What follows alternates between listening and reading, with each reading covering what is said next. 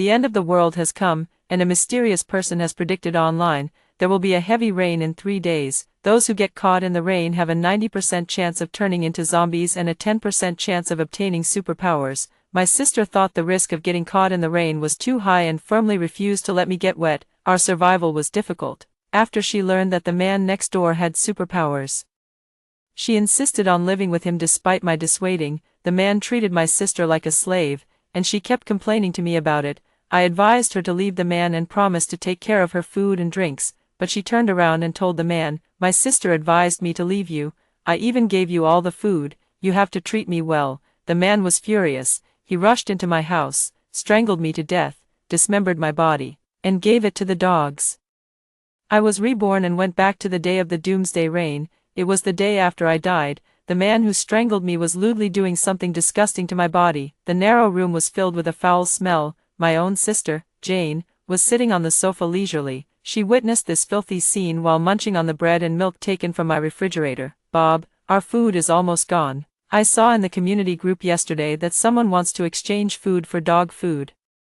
How about we dismember the body and cut it into pieces to exchange for some food?" After the man finished, he stood up with a sneer. He thought my leg was in the way and kicked me. In response to my sister's proposal, he nodded casually. Then he took a kitchen knife from the kitchen, dragged my body into the bathroom, and chopped it up mercilessly. In less than 10 minutes, the body was processed into pieces the size of spare ribs. Before the man could say anything, my sister ran over eagerly, carrying an open green sack in her hand. The next day, Bob carried the body pieces weighing dozens of pounds and went to the trading place with the buyer. The buyer stared at the fingernails in the body pieces and immediately recognized that this was not ordinary livestock meat. He looked at Bob suspiciously and said worriedly, "Is the source of this meat legitimate? It can't be zombie meat, right?" Seeing that the other party didn't reject human flesh but was asking about contamination, my sister immediately put on a pitiful look and explained while crying, "Don't worry, I can guarantee that it hasn't been bitten by zombies. To be honest, this is my sister. We didn't have enough food, and she went crazy from hunger. She tried to assassinate my husband in the middle of the night. My husband stopped her, but she lost her balance and hit her head on the corner of the table and died." My sister acted so sincerely, the buyer felt sorry for her. On top of the originally agreed upon 10 packs of instant noodles and a bag of rice, he gave her 3 extra loaves of bread. My spirit was floating around them, blending into the high temperature of April and May, but I felt the surrounding coldness. That day, my sister ran into my house crying and complaining that Bob had beaten her. Bob chased her all the way into my house. I picked up a fruit knife and stood between them, trying to stop him from hitting my sister. As a result, Bob kicked the fruit knife away and then grabbed my neck tightly with both hands. Bob's superpower was immense strength, and I couldn't resist him at all. I was strangled to death by him. I was only 20 years old when I died. However, my own sister not only watched Bob's murderous act coldly, the first thing she did after I died was to ransack all the remaining food in my house. She tried to placate Bob by giving away what wasn't hers. The second thing she did was to suggest that Bob dismember my body and give it to others to feed the dogs in exchange for food. Even the buyer couldn't stand it and asked my sister, "After all, the deceased is your sister. Even if she made a big mistake during her lifetime, she should be properly buried after her death. Why did you go this far?" My sister wiped her tears and said, "Luna is gone. This is the end of the world. We should make use of the remaining value for the living." I brought her up with great difficulty. If she were grateful, she would definitely want to do something for me. I listened silently to her high-sounding excuses and felt like a joke. According to reason, I had already repaid the meager kindness of her raising me. Our parents died in a car accident when I was in college. My sister dropped out of school and worked in a factory at that time. I wasn't at home when the wrecker came to compensate. She embezzled all the compensation money. She refused to give me tuition and living expenses, so I went to all my relatives and borrowed money while crying. She couldn't bear the public pressure and had to give me the tuition, but she always brought up the fact that my going to college cost a lot of money and threatened that I had almost spent all the compensation money from our parents. She kept complaining to me every day, saying that it was too hard for her to make money and that I had to earn a lot of money to support her when I graduated. The general environment was really bad at that time. She kept complaining day after all, and I was overwhelmed with guilt. So later, even if she made selfish demands, I tried my best to satisfy her. In the end, I ended up with a tragic death. In great anger and unwillingness, my soul gradually floated up and then disappeared. I thought my life would end so briefly and sloppily. Unexpectedly, when I opened my eyes again, I saw the familiar and warm room layout. My sister was looking at me with tears in her eyes and tightening the rope that bound me. She sighed and earnestly advised me, "Luna, our parents are gone, you're my only relative, don't be silly and run out to get caught in the rain. If you turn into a zombie, how can I live alone?" I got up from the bed and looked out the window. The big raindrops fell into the tray of the flower pot that was already full of water, causing small ripples. The familiar scene around me reminded me that today was the day of the doomsday rain predicted by the mysterious person. I stared out the window for a long time and finally realized that I had been reborn. Heaven has mercy and gave me a chance to start over. I made up my mind to seize this opportunity well. This time, I not only want to survive but also live until the end and live the best life. My sister frowned when she saw that I was indifferent to her advice. "Luna, did you hear me? In my previous life, when my sister stopped me from getting caught in the rain, I resisted fiercely. At that time, zombies were already causing trouble outside. I knew that without superpowers, it would be very difficult for my sister and me, two girls, to survive in the apocalypse, so I was willing to take the risk with my life. But my sister was timid by nature. She naively thought that as long as we stayed at home and didn't go out, we could barely survive in the end of the world. She didn't dare to go out and get caught in the rain, and she tried every means to stop me. The night before the doomsday rain, she secretly put sleeping pills in my water cup. Then, while I was asleep, she tied me up with ropes. The rain only lasted for half an hour, and there wasn't much rain. The temperature rose to nearly 40 degrees that afternoon. She kept watching me in my room. She didn't untie me until the high temperature evaporated the rainwater. In this way, I completely missed the opportunity to obtain superpowers. My sister's voice was still nagging in my ear. "I told you, Luna, I provide for your food and clothing. I'm like your parents. You have to listen to me about this today. I'm doing this for your own good. Don't refuse a toast and be forced to drink a." The more she talked, the angrier she became. The veins on her face bulged with anger as she spoke. She reached for the water cup by my bedside. There was the water with sleeping pills that I had left over from last night. I suddenly turned my head and looked at her with a smile. "Sister, I don't want to get caught in the rain. People who get caught in the rain will turn into zombies. I'm not stupid, so I won't take that risk." I was so determined that my attitude had a 180-degree turn. My sister couldn't believe her ears. "It's all my fault. You've gone to so much trouble to think of me." I continued, "Don't worry, I'll stay in the room honestly and promise not to go out and get caught in the rain." Seeing my good attitude, my sister was a bit at a loss. "Didn't you say that you would go out and get caught in the rain no matter what?" I shook my head. I was just impulsive and stubborn because I read those popular posts online. I woke up after sleeping and came to my senses. My sister wanted to say something. I leaned against her shoulder and said coquettishly, "Sister, I promise I won't try to escape. Please don't make me drink that water. I've slept for more than 10 hours, and my head hurts like hell. If I sleep again, I might not wake up. Sister, if I die, who will protect you in the end of the world?" Hearing this, she let down her guard and put the water cup back in place, but she still didn't untie me. She locked me alone in the room and even added a lock from the outside.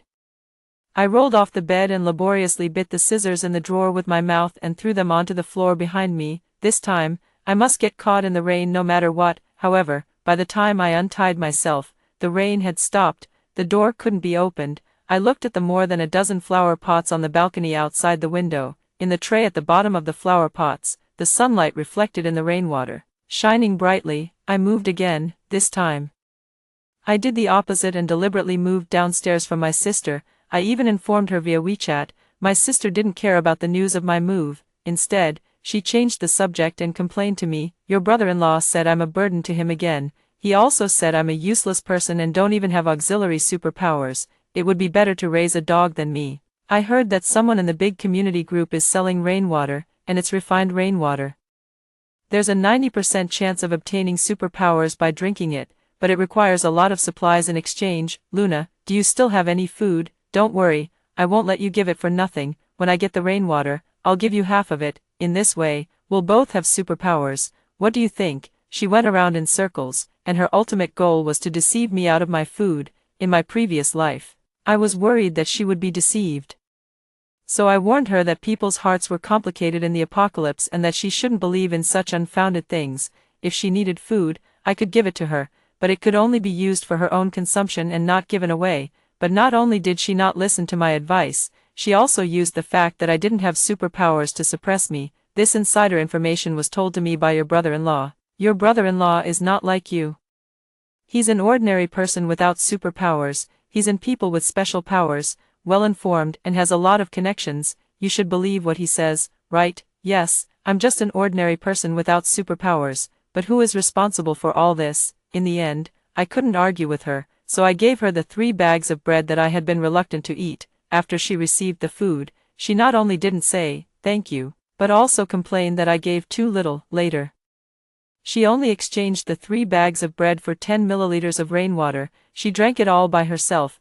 The effect was barely there, and she didn't mention sharing the rainwater with me at all. She also blamed me. When Bob called her useless again, she had an excuse. It's all my good-for-nothing sister's fault. She was so stingy. The rainwater exchanged with 3 pieces of bread was too little. It wasn't enough at all. If she had given more, I would have become an people with special powers long ago. This time, my sister came to me with the same excuse. I readily agreed and gave her a large bag of food. The condition was that she couldn't tell Bob or anyone else about it. I specifically told her that once Bob asked her why she went out, she should use searching for supplies as an excuse, and she had to emphasize that she would be out for a long time and wouldn't be home until dark. My request wasn't too much. My sister was so focused on obtaining superpowers that she did as I said without thinking too much. She could reach my house just by going downstairs, so it only took her less than 5 minutes to get the food. My sister happily accepted the food and even said, "Thank you," to me, which was a rare occurrence. On the surface, I was flattered, but in my heart, I sneered. "You're welcome. Consider it the reward for the good show you're about to watch. Oh, by the way, I mixed some zombie blood into that bottle of wine. You don't mind, do you?" I escorted my sister home all the way. It wasn't out of kindness, but I couldn't wait to watch the good show that was about to begin. When we reached upstairs, just as my sister was about to knock on the door, I reached out to stop her. "Sister, why are you knocking? You brought so much food back. Don't you want to give your husband a surprise?" She took my advice and instead took out the key from her pocket to open the door.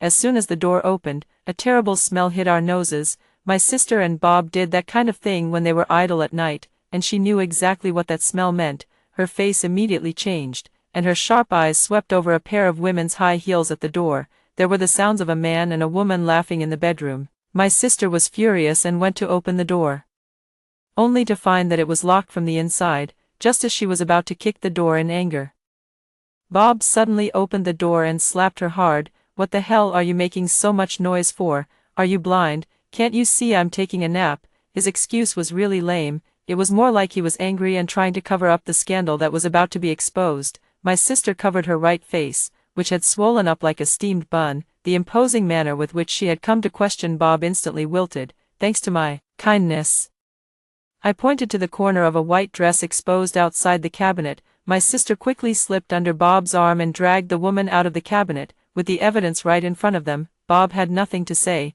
Before long, the 2 women started pulling each other's hair. At the same time, they were cursing each other's ancestors. The woman's name was Linda, and like Bob, she was in people with special powers. Her superpower was the ability to see from afar. As long as she had a photo, she could accurately find the person or thing in the photo. In my previous life, when I was searching for food outside the community, I witnessed Linda and Bob appearing together. The 2 of them were walking side by side, and their behavior was very intimate. I told my sister about it, but she claimed that she knew Linda, because this person was Bob's friend and also in people with special powers. She had given them a lot of help usually.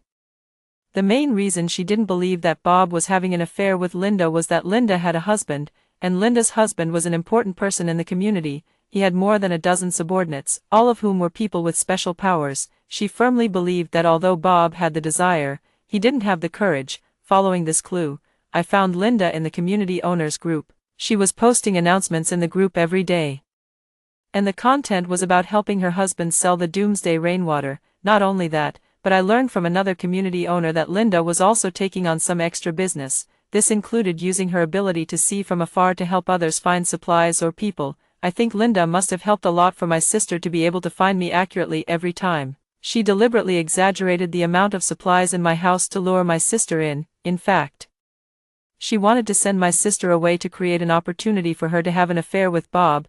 If this two birds with one stone strategy hadn't been used against me, she wouldn't have ended up like this. The two women were fighting, and my sister had the upper hand for a while. She was on top of the woman, grabbed her hair, and opened her mouth to shout, "You damn bitch, what kind of spell did you put on my husband, tell me?" When Linda saw that the matter had been exposed, she stopped pretending.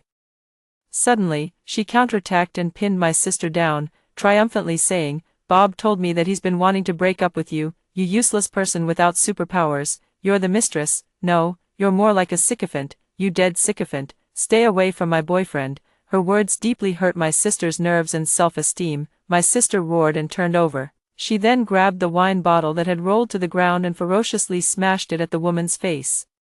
The bottom of the wine bottle hit the floor and burst open. The whole bottle of wine poured out, like a red waterfall, into Linda's mouth, on her face, and down her neck, staining a large part of her collar red. Bob had been watching with great interest. He really enjoyed the scene of the two women fighting over him, until the woman on the ground suddenly started twitching all over, foaming at the mouth, with blue veins bulging on her neck and her teeth chattering, and blood gushing out of her nose. I already said that I mixed zombie blood into the wine, and it wasn't a lot, just half a bottle. I originally prepared it for Bob and Jane to drink. Why was she so impolite and drank the wine without permission? It can't be my fault, right? Next, it's my turn to reap the benefits. Oh, I almost forgot that I have superpowers. She tricked me so many times before, making me go hungry and getting me scolded by Bob. It's not too much for me to take her superpowers, is it?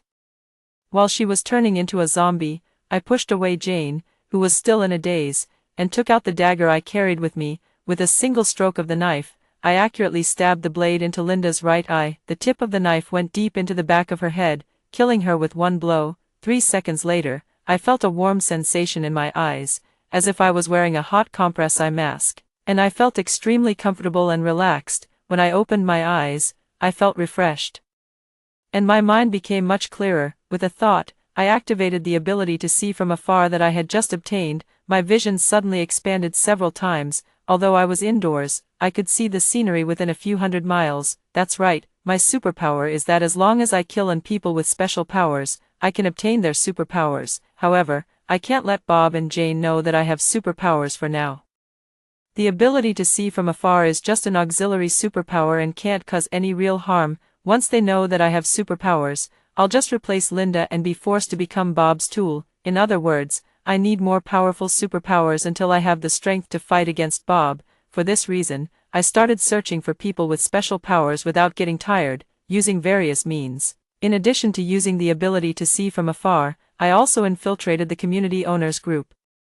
Someone new was posting announcements in the group, and the content was a missing person notice. The person being searched for was Linda.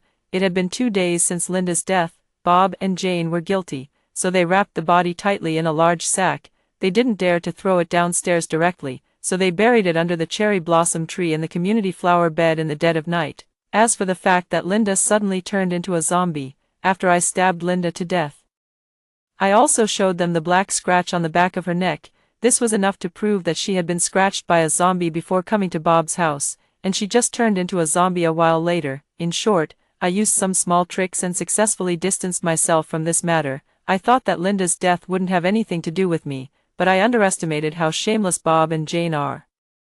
The people under David quickly followed the clues and found Linda's body in the community flower bed. Then they logged into her computer and found the chat records between her and Bob. Bob and Jane were interrogated in front of David. When someone pointed out that Bob had a close relationship with Linda, in order to excuse himself, Bob didn't hesitate to shift the blame to Jane. "I only had business dealings with sister-in-law. Our relationship is absolutely innocent. It was this jealous woman. After she misunderstood our relationship, she smashed Linda to death with a wine bottle out of anger. There's still wine stains on the body's clothes as evidence." Just as Jane tried to explain, Bob pulled her back with one hand and slapped her hard. His vicious eyes were like a viper, as if he was saying, "If you dare to make up stories about me in front of David, I promise to kill you." Jane was once again intimidated by Bob's force. She could only hold back the truth. Instead, she covered her red face and pretended to wipe her tears, saying timidly, "I really misunderstood sister-in-law and had a fight with her, but I didn't kill her. Sister-in-law was infected with the zombie virus, and it suddenly flared up during the fight. I was so scared. It was my sister. My sister took out a dagger and stabbed sister-in-law to death. David, my sister is young and ignorant. She did it because she was afraid of the zombies. We didn't dare to say anything to protect her. So we buried sister-in-law under the most beautiful cherry blossom tree in the community. Please, for the sake of her youth, spare her, in order to play the role of a sister who protected her sister. Jane even pleaded with David on my behalf. She even hugged his calves. On the surface, she was speaking for me, but in fact, she portrayed herself as a helpless parent with a troublesome child. In this way, she could stay out of it and also arouse David's rebellious mentality. After all, no one likes a troublesome child. Bob also added fuel to the fire. Yes, she's only 20 years old. She's been spoiled at home and doesn't understand these things. I tried to stop her and told her that even if sister-in-law turned into a zombie, she should be sent back for you to deal with. But she was as stubborn as a mule. She took action when we weren't paying attention. So, with the two of them adding fuel to the fire, David's anger towards me grew stronger and stronger. When 3 people with special powers pried open my door, I was taking a nap in the bedroom. The leader, a man with a green dragon tattoo on his arm, rushed into my house with a fierce expression. As soon as he entered, he shouted for me to come out. He also opened the refrigerator rudely and greedily swept all the food into his backpack. Then, as if to intimidate me, he started smashing things, my beloved vase, the delicate porcelain I had collected, and the pots and pans in the kitchen were all smashed to pieces by him, until he grabbed the doorknob of the bedroom. He didn't forget to threaten me. Sister, come out and play with your brother. As long as you're obedient, I promise to put in a good word for you in front of the boss and try to spare your life. The next moment, the bedroom door was opened. The man with the tattoo on his arm showed a perverted and triumphant smile. In the bedroom, several tall and ferocious zombies slowly turned around and stared at the guy with the yellow hair with their strange and empty eyes. They had been hungry for several days. After seeing the guy with the yellow hair, saliva kept secreting from their bloody mouths and dripping down. The zombie leaders let out roars in unison and then charged towards their prey with a roar. The guy with the yellow hair was greatly startled by the suddenly appearing zombies. He immediately raised his palm and activated his fire-spitting ability. A ball of flames gushed out from his palm, and the zombie leader that was hit immediately caught fire. Its hair and clothes were burned black, and a strange smell of roasted meat filled the air. However, it not only didn't die but also turned into a moving fireball and pounced on the guy with the yellow hair again. The guy with the yellow hair ran around the room, chased by the burning zombie. The zombie chased closely behind him, and sparks flew all over its body. Soon, the whole house was set on fire. The ability user who had been at the back looked at the farce unfolding in front of him, with anger surging in his eyes. The other zombies rushed towards him, baring their teeth and claws, but he showed no fear on his face. Suddenly, he turned into countless sharp glass shards and brutally pierced through the bodies of the zombies. This ability user was quite powerful. In just a few seconds, he cut several zombies into pieces. Smoke seeped into the bedroom in the attic through the crack of the door. I covered my mouth and nose with a wet towel, but still, the smoke made me shed several tears. Just as the raging fire was about to climb up the stairs along the curtain, several jets of water gushed out, and the fire was extinguished soon. Then, the sound of an argument came from downstairs. "You stupid asshole, was it necessary to set the zombies on fire? If the person is burned to death by you, how can we report back?" The petite girl who looked like a loli downstairs stood with her hands on her hips and loudly scolded the guy with the yellow hair. Before the guy with the yellow hair could retort, a ceramic flower pot fell from the sky and accurately hit his head. Blood gushed out of the guy with the yellow hair's head, and he fell to the ground and died on the spot, taking advantage of the victory. I was about to raise the flower pot to attack the little girl. However, the glass man sensed it and conjured up a whole piece of glass to block the flying flower pot. The flower pot fell to the ground and shattered, and the black soil splashed all over the place. I knew I wasn't a match for them, so I turned around, ran back to the room, locked the door, and planned to escape through the window using the rope I had prepared in advance. However, they moved much faster than I expected. Just as I climbed out of the window, the bedroom door was broken open. Before my feet could step on the outer wall, I was dragged back by the glass man. His arm turned into a sharp glass knife and rested under my neck. The little loli glared at me furiously. "Second in command, this dead girl is very cunning, let me teach her a lesson." After saying that, she spat out a small water ball, which floated in front of my eyes, with more water flowing into it. The water ball grew bigger and even exceeded her height in diameter. Then, the water ball slowly moved towards me. At the same time, the glass man behind me didn't want to be affected, so he walked behind the little lowly. If it got any closer, I would be surrounded by the water ball, and the consequence would be imaginable. I didn't want to be drowned by someone else's saliva, although I had obtained a new ability. Fire couldn't put out the water, even if I tried to escape now.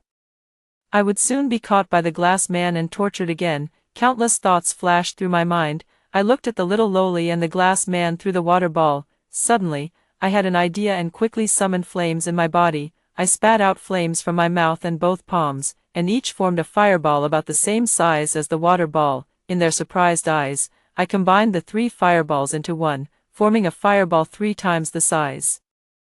Then, with a fierce blow, I threw the fireball at the water ball. The moment the flames touched the water ball absorbed the heat rapidly and evaporated, producing water vapor that was hotter than boiling water. I had no intention of admiring their painful and shocked expressions. Instead, I took advantage of the chaos, climbed up the rope, and quickly slid downstairs. The shrill scream of the little lowly and the impotent roar of the glass man echoed above my head.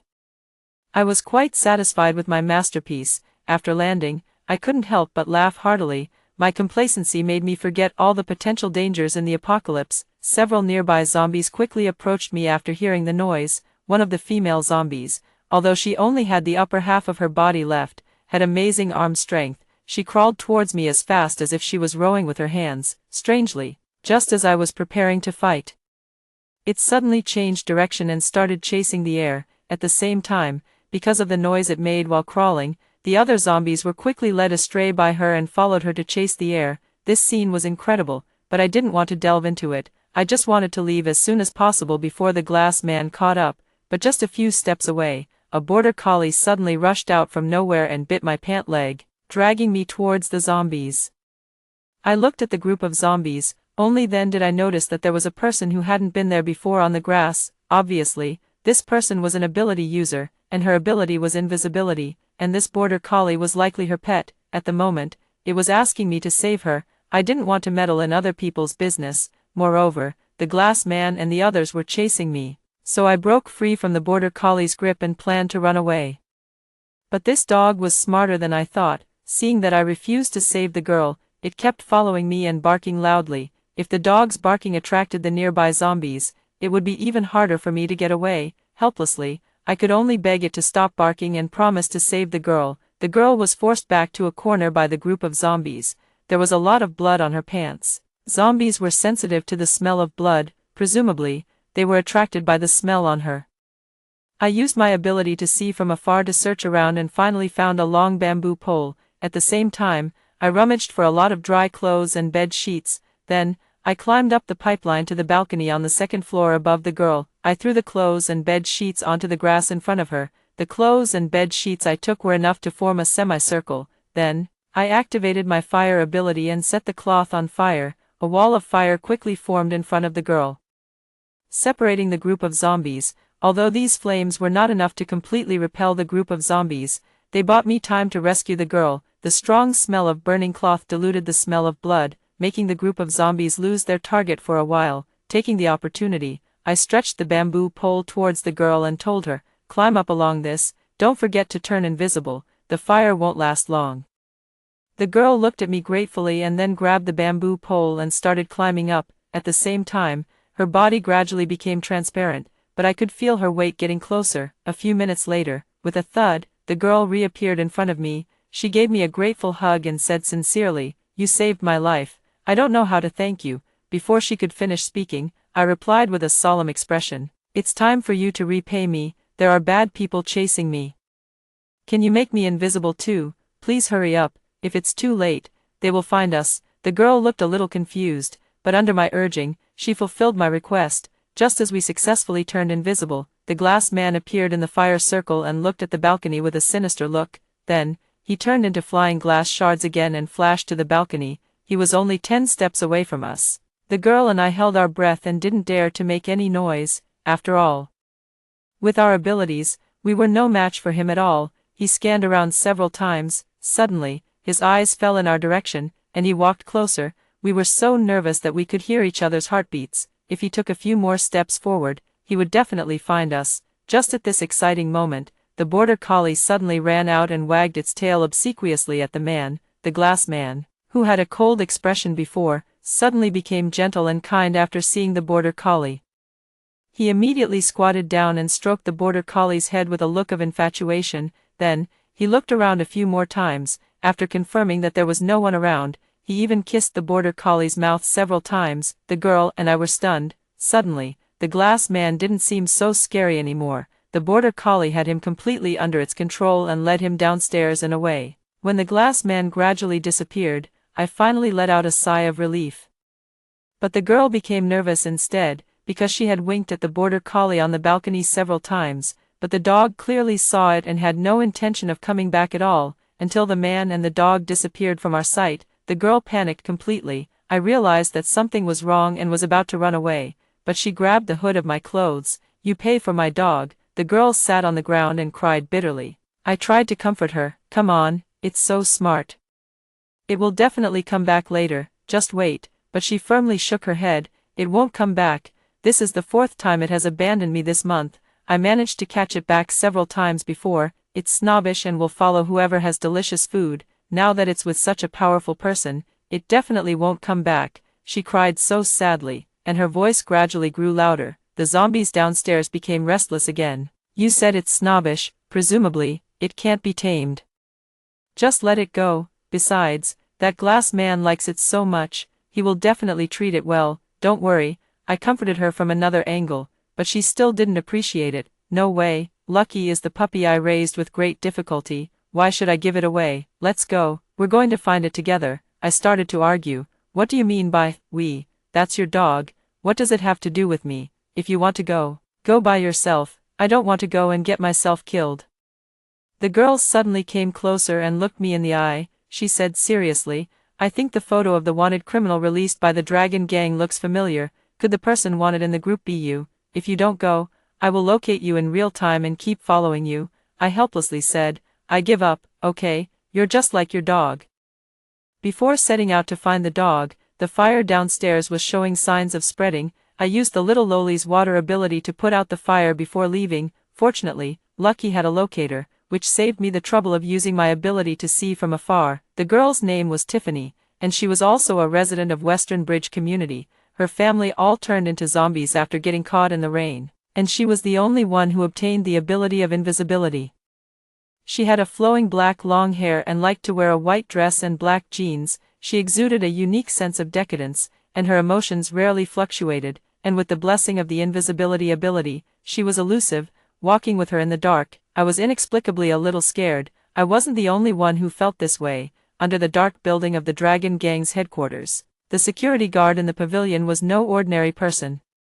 It was said that he had the ability to teleport and could report to the higher-ups in time after something happened. The security guard was passing the time by watching a horror movie. He was very focused. The female ghost in white in the movie appeared and disappeared in the dark corridor with a green light, looking terrifying. Suddenly, the lights in the security room flickered twice. In fact, Tiffany had turned invisible and turned the lights on and off twice.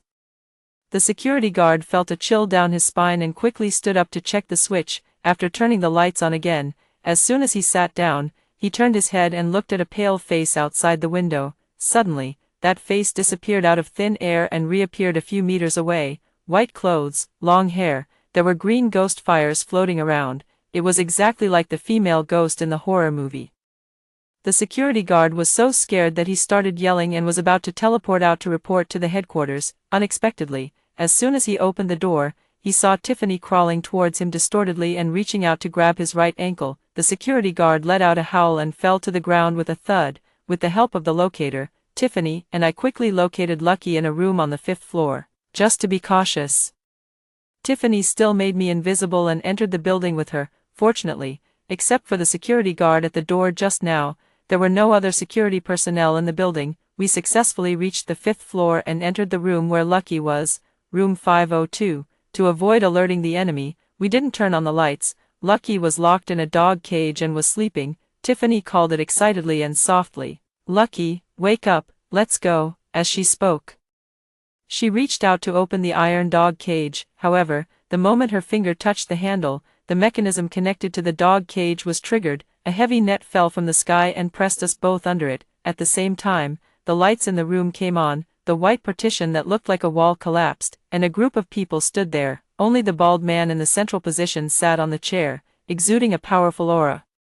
The glass man stood beside him and obsequiously handed him a cigarette. There was no need to guess. This person was the legendary overlord of the Dragon Gang, David. When he saw that we were caught, David burst into laughter. He stood up and patted one of his subordinates on the shoulder, praising him. "Frank, you did a great job. Your ability to communicate with animals seems to be of some use, boss. It's all because of your wisdom and might. You thought of interrogating this suspicious dog in advance. I just did a little favor." After saying that, he couldn't help but glance at Lucky. Lucky gave us a guilty look. "Boss, what should we do with these two bad girls?" David turned to the glass man and asked, second in command, "What do you think we should do?" The glass man stared at me with a fierce look and gritted his teeth. "Boss, this woman is very cunning, and she also has the ability to spit fire like the guy with the yellow hair." Frank and the guy with the yellow hair both died at her hands. Killing her directly would be too easy for her. In my opinion, we should throw them all into the fighting arena and make them neither live nor die. What do you think? David nodded in satisfaction. "Okay, do as you say." Tiffany and I were knocked unconscious. When we woke up, we were in the so-called fighting arena. It was called a fighting arena, but in fact, it was just a circular field built with all kinds of messy materials.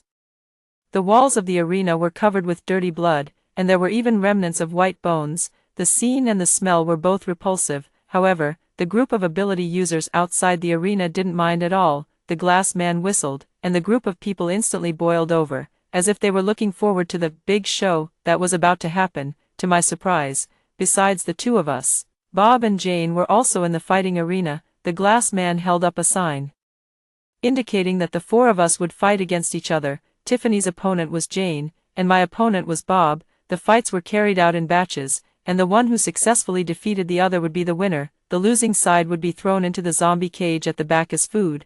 Before it started, I kept warning Tiffany not to show mercy to Jane. After all, Tiffany was an ability user, and she should be more than capable of defeating Jane. At the beginning of the match, Tiffany took the upper hand quickly with her invisibility ability. Jane was furious, but she couldn't even touch a single finger of Tiffany. Instead, she took several punches from Tiffany. Jane, with a bruised face, made up her mind and deliberately revealed a flaw. Then she grabbed a handful of her own nosebleed and smeared it on the ground. She loosened all the surrounding soil, so even if Tiffany was invisible, she could lock onto her position by the footprints. This method worked quickly. Jane excitedly grabbed Tiffany's hair. Tiffany was in pain and couldn't concentrate on using her ability. The two of them fought each other. Jane was bigger and stronger than Tiffany. Without the blessing of her ability, Tiffany was no match for Jane. Jane scratched Tiffany's face with her sharp manicure, leaving several glaring red marks. When I saw that the situation was not good, I quickly reminded Tiffany to concentrate. But Jane held onto her clothes tightly and refused to let go. Tiffany was already out of breath and couldn't break free. I found a small stone on the ground, burned it with fire, and quietly kicked it to Jane's feet. Then I gave Tiffany a look. Tiffany immediately understood and pretended to step back. Jane fell for it and stepped forward to grab her. She happened to step on the hot stone. The sole of Jane's slipper was very thin, and it was quickly burned through by the stone. The stone burned Jane's soul, forcing her to let go of Tiffany. Tiffany seized the opportunity and immediately turned invisible. She quickly subdued Jane, who was lying on the ground and screaming in pain. After the first round of the match, the arena was filled with enthusiastic cheers. Two ability users entered the arena and dragged Jane away, sending her into the zombie cage behind the fighting arena. Jane suddenly shook off the hands of the ability users and pounced on Bob, begging him to save her. But Bob was in a difficult situation himself and didn't even look at her. Jane suddenly let out a howl, grabbed Bob's neck, and pushed him to the ground, but she was no match for Bob. Instead, she was pinned down by Bob, and both of her arms were disabled. After clearing the arena, it was my turn to fight against Bob. Bob had no idea that I had abilities. He thought that his strength was far superior to mine, so he treated me with contempt at first. To fuel his arrogance and make him relax his vigilance, I deliberately let him have the upper hand. He punched me in the stomach, forcing me to vomit a mouthful of blood and collapse to the ground. Bob approached triumphantly and was about to give me the final fatal blow. Little did he know that I, who was pretending to be unconscious on the ground, was accumulating the abilities of water and fire. I counted Bob's footsteps and secretly calculated the most favorable moment to fight back. 1 step, 2 steps, until he was close enough for me to kill him with one blow, when the unique body odor of Bob entered my nose. I realized that the opportunity had come. The wind of Bob's raised fist echoed in my ears. I suddenly turned around and struck with both hands, still looking. It's like slaughtering a pig. Bob looked at me in confusion and didn't understand the meaning of my words. The next second, the fire pillar and a thick water column intersected and merged into boiling water that was over 100 degrees, without reservation. It poured all over Bob from head to toe.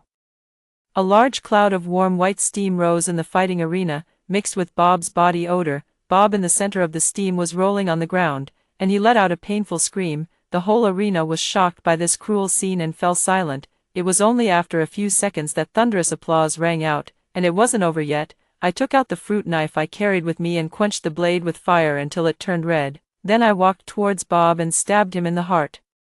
"This knife is for you stealing my food and making me hungry." The moment the knife touched the pork, Bob's body, a hissing sound like a rag touching a boiling pot came to my ears. After pulling out the knife, it cooled down, and the sharp blade was covered with blood. Bob was on his last breath, and his half-open eyes were filled with fear and pleading. I wiped the knife clean on the ground with the soil, quenched it red with fire again, and stabbed it into Bob's eyes.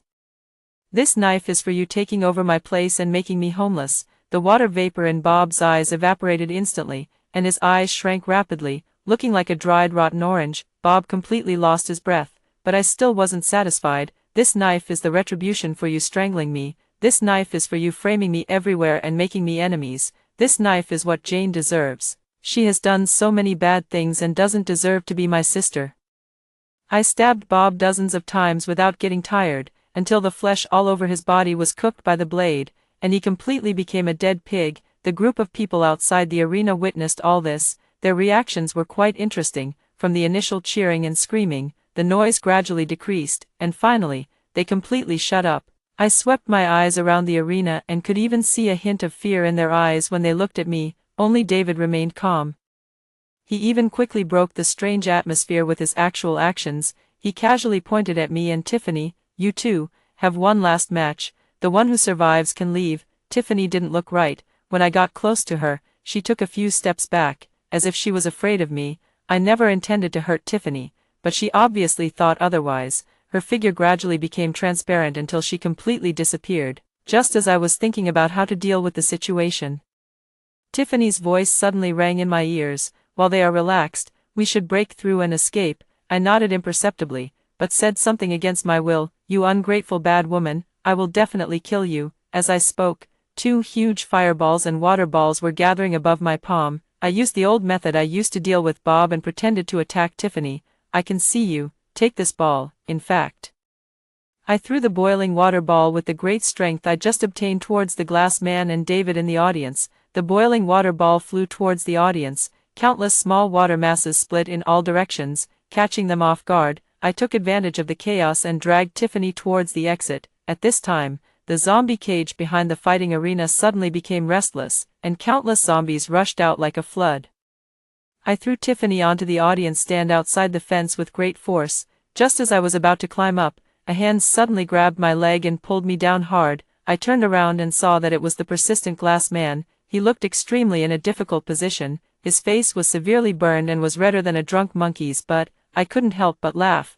With the blessing of my great strength ability, I kicked him lightly, and he flew several meters away. My strength exceeded his understanding. He looked at me with disbelief in his eyes.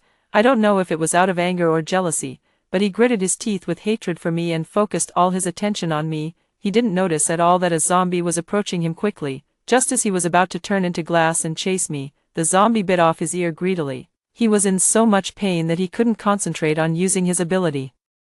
He quickly disappeared into the zombie horde and was torn apart by countless zombies. I didn't have time to entangle with him. I just grabbed Tiffany's hand and quickly climbed onto the audience stand. The audience stand was in chaos. The zombie horde was attracted by the strong smell of people. They even built a human ladder and climbed out of the fighting arena to chase the defeated ability users.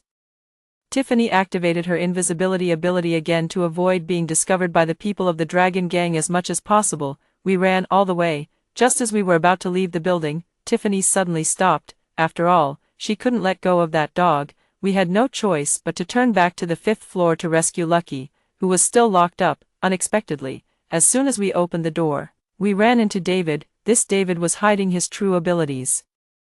I still didn't know what his ability was. I clearly saw the huge boiling water ball hitting him. Even the most powerful ability user, if hit by this ball, would have a 99% chance of being scalded to death. Strangely, he not only didn't die, but there was not a single trace of a burn on his skin. I could guess the answer, unless he had an immortal body or a powerful self-healing ability. Later, my attack verified the former. This David couldn't be burned to death by fire, drowned by water, or beaten to death with a fist. Even if he died, he could be resurrected in a few seconds. And there would be no wounds left on his body. It was as if he had never died. With such a terrifying existence, no wonder all his subordinates were willing to work for him. Tiffany and I attacked him together for a long time. As a result, because his health bar was too thick, we finally ran out of energy and were defeated. David punched me in the nose, then he threw me around like a dead dog. I lay on the ground, on the verge of death, and gradually felt my consciousness fading. Just before he was about to find a weapon to kill me, I barely activated my fire control ability and aimed it at his eyes. The fire burned his eyelashes and retina, forcing him to let me go. Tiffany rescued me and took me away quickly while invisible. We ran all the way to the gate of the Dragon Gang's headquarters, only to find that there were a lot of zombies outside. At the same time, that David was chasing us closely and was determined to kill us. The zombie horde in front of us was climbing over the iron fence and approaching us quickly. At the same time, David chased up with a machete. Whether we fell into the hands of the zombies or David, we were sure to die. When we were in a hurry, the dog next to us didn't forget to cause trouble. It barked at a zombie in a security uniform, as if afraid that the zombie wouldn't notice us. I suddenly realized that this zombie looked familiar. It seemed to be the one that Tiffany had knocked unconscious when we first came in. If I remembered correctly, this guy seemed to have the ability to teleport. I looked at Lucky, but it turned its head and snorted, looking very arrogant. It seemed to have known my ability and even suspected that I was stupid. However, this person had already become a zombie. Could I obtain his ability by killing him? Anyway, I had to try my best. My strength recovered a little, and I successfully knocked the zombie down and sent it away with a punch. At the same time, David chased up with the remaining subordinates. He looked at the horde of zombies outside and showed a proud expression. It seemed that he was sure that we had no way out and that this was the best time to settle the score with us. With a single command, several subordinates behind him rushed towards me. I quickly ran to the iron fence and used all my strength to break the middle railing.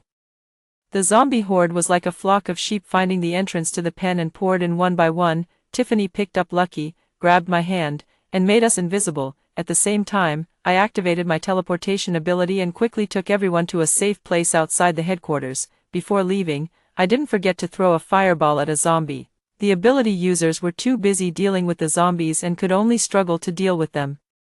There were continuous sounds of fighting and screams from the headquarters, and the fire soared into the sky. In the end, the fire engulfed everyone and the zombies, and the magnificent headquarters building collapsed. I don't know if David is dead, but he definitely can't find us. Tiffany and I found a SUV, filled it with enough gasoline and supplies, and prepared to start a spur-of-the-moment doomsday journey.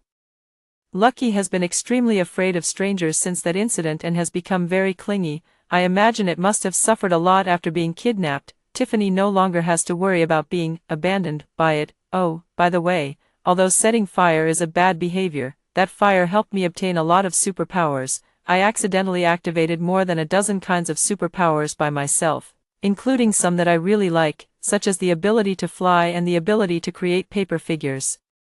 Tiffany was extremely envious and said, "Since I can't have other superpowers, I will hold on to your coattails tightly. We are best friends, so you won't abandon me, right?" Now it's my turn to envy her for having such a powerful friend like me. That's all the story.